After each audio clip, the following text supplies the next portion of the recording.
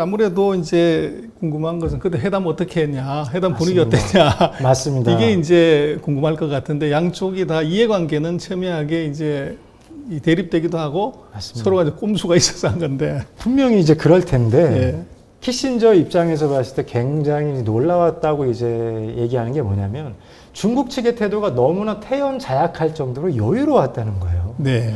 그러니까 사실은 첫째 날 이제 회담은 이제 약 7시간 정도 네. 진행을 했고 둘째 날은 이제 한 6시간 정도 진행을 했는데 자, 첫째 날은 그래서 어떻게 하냐면은 중국의 의례, 외교적 관리에 따라서 미국 측이 주재하게 하고 둘째 날은 이제 중국 측이 하는데 결국 거기에 들은 건 뭐냐? 니네들 먼저 얘기해봐라. 그 다음에 이제 우리가 대응하겠다. 이거예요. 근데 여기서 이제 태연자약하다고 이제 키신저가 얘기하는 대목은 뭐냐면 이 키신저가 결국은 파키스탄에서 이제 온 이제 그 전용기를 쓸 수 있는 시간이 48시간이었어요. 다시 돌아가야 되는 48. 이거는 변경할 수가 없는데. 자, 첫날 막 왔더니 와서 이제 막 피곤하니까 4시간 좀 호텔에서 쉬라고 그러고 4시간 자금성 관람하라고 그러고 한 16시간 이제 8시간씩 해서 수면해야 되고 그럼 사실상 48시간 중에 남는 거는 24시간밖에 안 되는 거예요.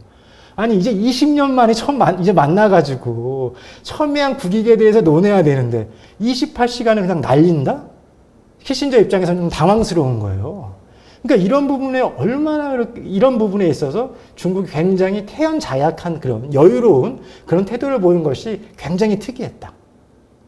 그러네요. 이제 뭐 효율, 에피션시를 중시하는 이제 미국인의 시각, 서방의 시각으로 놓고 보면 이것이 실질 낭비, 시간 낭비다 이렇게 생각할 수 있지만 만만 라이.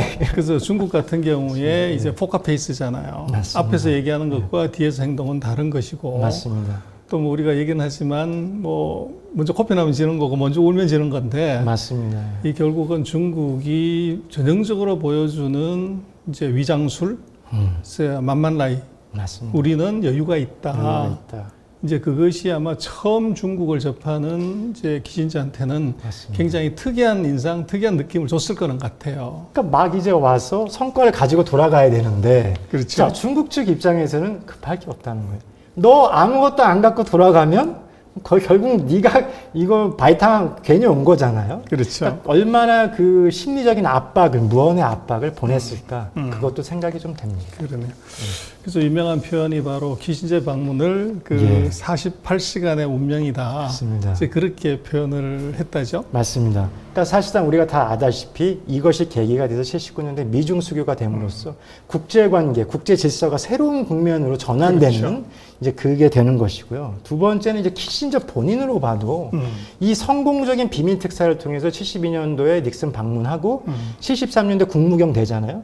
그리고 또 결과적으로 보면 이것도 하나의 요소라고 보는데 노벨상도 탑니다. 노벨 평화상도. 아, 그래요? 예, 노벨 평화상도 탑니다. 아, 그러네요. 예. 예, 맞습니다. 그리고 이제 또 중국 측의 입장에서 보면 그야말로 이제 국제사회의 이제 일원으로서 다시 이제 등장을 하게 되고 유엔 상임 이사국이 되고요.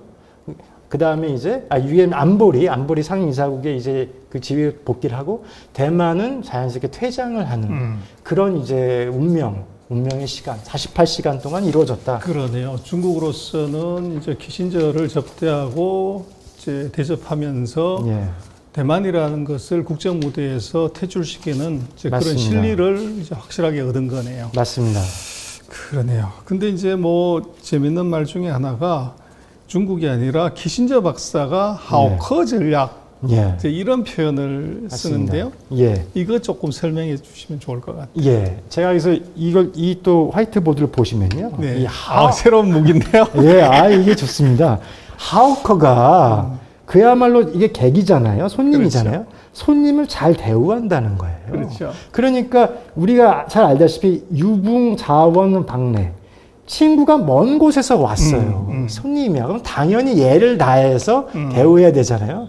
그 연장선에서 이제 손님을 잘 대우한다는 하우커 전략이라고 할 수 있는데 마치 우리가 이제 48시간 동안에 봤듯이 그 막 와가지고 이제 4시간 쉬고 자금상 관람해주고 그 다음에 이제 주은혜 총리가 와서 이제 인사도 하고 악수도 하고 인사도 하고 그러니까 너무 대접 많이 받으니까 진심으로 하는 것 같고 이렇게 하니까 나도 뭔가 좀 더 꺼내놔야 될 것 같은데 그리고 이렇게 잘해주는데 내가 안 하면 안 되잖아요.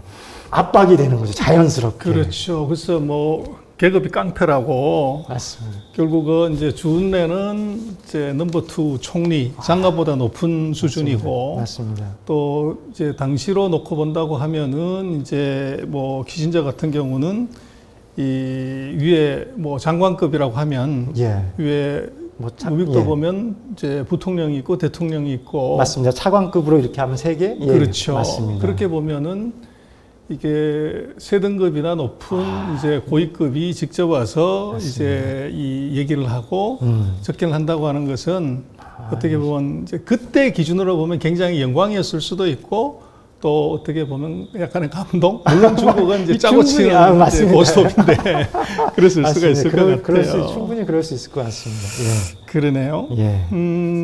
그래서 뭐 키신저 박사가 이게 준 아까 보면은 이제 뭐 악수도 하고 또 닉슨이 중국 방문했을 때도 주은혜 총리하고 뭐 악수를 네. 하고 이러는데 예.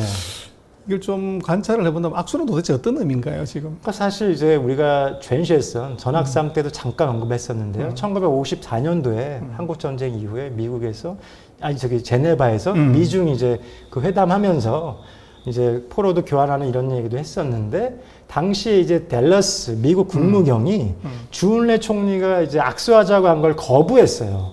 그걸로 이제 유명해요. 그런데 약 한 이제 20년 지났죠. 1970년대 와서 키신저하고 주은래 총리 악수하고요. 닉슨 대통령이 방문해서 또 악수하고요.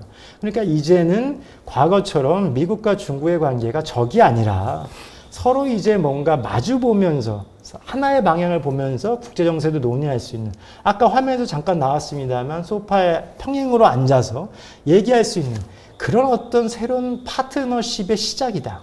그렇게 얘기할 수 있을 것 같습니다. 그렇습니다. 외교라는 것이 사실은 말로만 하는 것이 아니라 맞습니다. 또 이제 뭐 방금 제가 여쭤봤던 악수 문제 같은 것도 맞습니다. 이제 얘기를 드렸던 이유가 예. 사실은 중국은 입으로 하는 외교도 외교지만 소위 말하는 액션을 통한 외교도 이게 굉장히 중요한 의미를 갖는 것 같아요. 맞습니다. 대표적으로 사실은 시진핑 주석 같은 경우도 예전에 일본과 관계가 틀어졌을 때 예. 이제 공식석상에서 이제 만났을 때 악수하는 걸 보면 예. 외면을 하고서 악수를 하는 이제 이 쇼를 하는 거죠. 예. 그리고 관계가 좋아졌을 때는 이제 맞습니다. 서로 얼굴을 보면서 악수를 하는. 눈 교환도 하고요. 그래서 그것이 이제 상대한테 주는 어떤 이제 자기 불쾌감의 표시 맞습니다. 이거를 쪼잔하게 이게 맞습니다. 이 악수하는 것 갖고서 이제 한다고 맞습니다. 그러지만 그것이 이미 말씀하신 것처럼 중국은 이게 벌써 40년 전부터 이 외교의 어떤 하나의 전략으로 이미 이게 사용이 됐었네요. 맞습니다. 그런 것 같습니다. 정말. 그러네요. 예.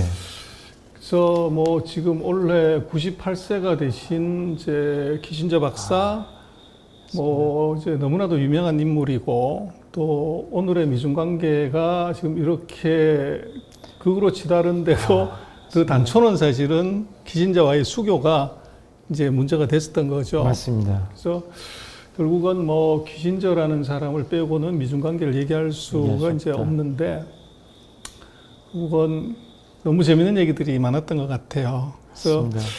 뭐 이런 키신저의 사례를 보면서 좀 마무리를 해주신다면.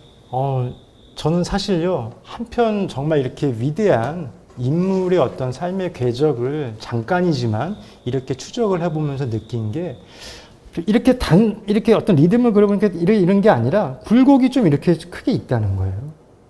근데 이 곡선이 이 평범하지 않고 굴곡이 있는 곡선을 그리려면 이 변곡점이 있을 수밖에 없는데 그렇죠. 거기에는 뭐가 필요하냐? 용기가 있어야 되잖아요. 대담함도 필요하고 바로 이런 것들이 아름다움, 후대에 봤을 때도 아름다움, 정말 그런 곡선으로 이어지는 게 아닌가 싶고요. 여기서 결국은 우리가 살아있음을 느낀다. 그런 게 아닌가 그런 생각을 좀 들었습니다. 그러네요. 굉장히 좋은 의미 있는 지적이신데 그래서 저는 뭐 굉장히 그 임프레시브하게 봤던 것은 트럼프 대통령이 취임하고 나서 이 첫 번째 특사로 그때도 보면 이제 파키스탄에 보내가지고 숨어서 들어오게 했던 것처럼 맞습니다.